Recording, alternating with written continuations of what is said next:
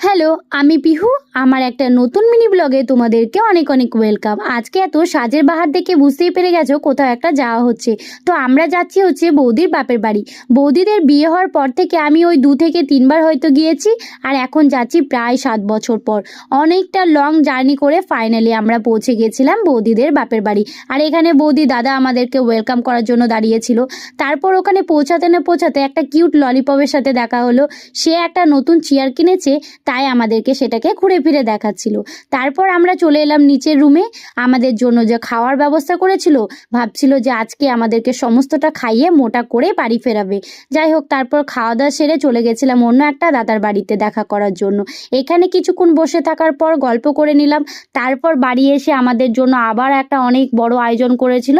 দুপুরের লাঞ্চটা সেরে তাদেরকে টাটা বাই বাই করে আমরা বাড়ির পথে রওনা দিলাম। চলো, আজকের মতো এখানেই, দেখা হচ্ছে নেক্সট মিনি ব্লগে।